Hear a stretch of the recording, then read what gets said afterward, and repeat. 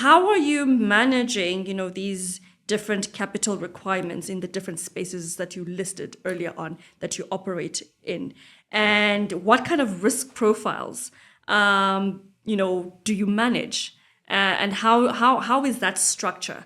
Because I think a lot of the people who watch this podcast who have, different ideas within the same field, is how do you build on top of one idea and how do you put it in the market?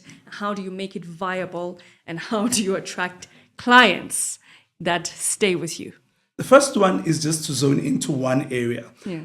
How Phungela started is that we're focusing only on strategy and consulting services. So we focus on the consulting business. That's our first statement. That's why, as I was counting around the verticals and the practices, that's our first practice. That's how Phungela was born. It was me using my skills to provide strategic services because I'm a strategist in terms of my mindset. And through that, we then went into enterprise technology, then went into digital. So it was a growth that allowed through the various segments, the other one brought the other one, and that's how ultimately all of the other segments were sort of born.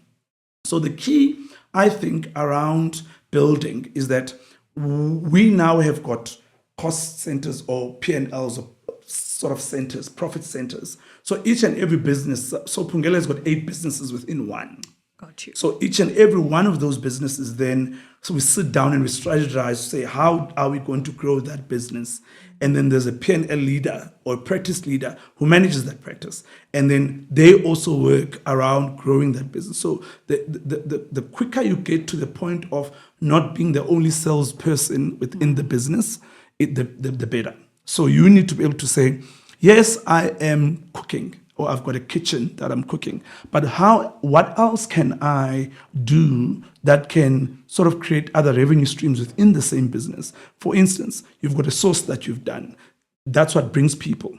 Then go and bottle the sauce. And then you now have got someone who's managing the selling of the sauce, because it's not going to be only sold at your one stand. It can then be sold to spaza shops and other shops around that can then sell that.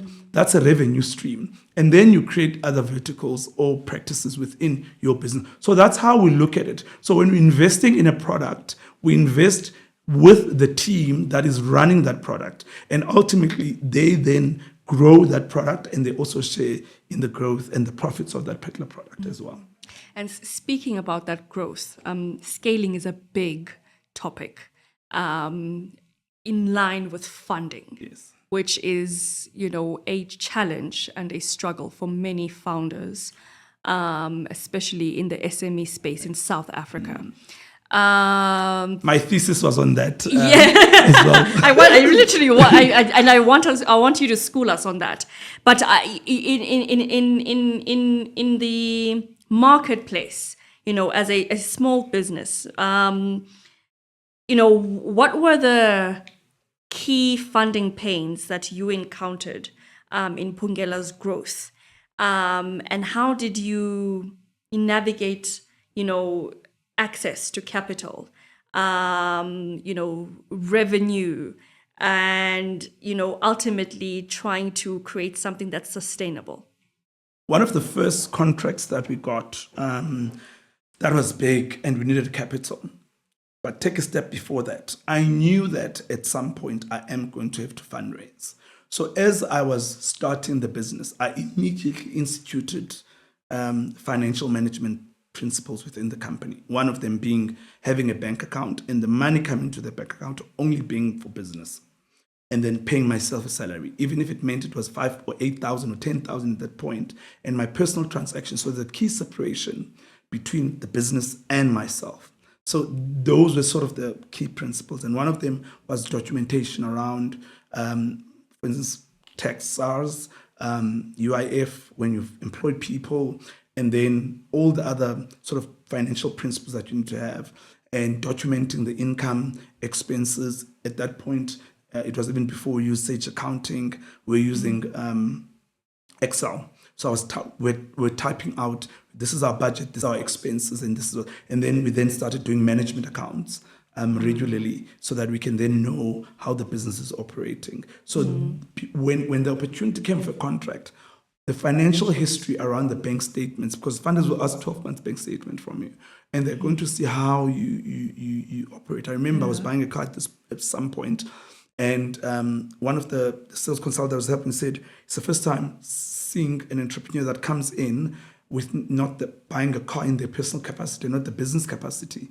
because I had paid myself a salary, and then I was disciplined in what I could do and not do with the funds that are in the business. And I was very strict around that. So when I went to Old Mutual Masisizane, the Masisizane Fund, I went to them and I said, I've got a contract, this is what I need. When they asked for all the information, they found that the business was in order, the management accounts were in order, the information, I could explain everything, what I was doing when I was paying this and that, and also my personal finances, because they also look at you, because remember, because the business doesn't have a lot of assets, they want you to sign a guarantor that you're guaranteeing that should the business fail, you ultimately want to pay that money back. So they also look at you as a person. So I then also structured my personal finances, sort of property, which I owned. There was equity in that property. So there was form of security or indication that I've got a payment profile. So I was paying my house regularly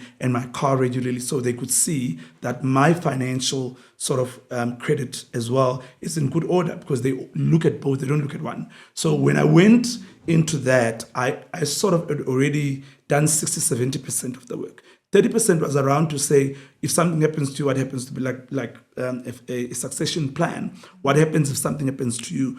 Do you have someone? Do you have a key account insurance if you pass away and the business fails because you're no longer there? Because you might be the spice in the business. So you need to take that. You need to write that. If you're in hospital, what happens to the business? And you're incapacitated and you can't speak if you unfortunately pass away. So all of those are things that I had not thought of. Yeah. But then we started documenting around that. Who's your TIC? What happens to the business in your absence and all of that? So it makes your job so much easier to raise capital.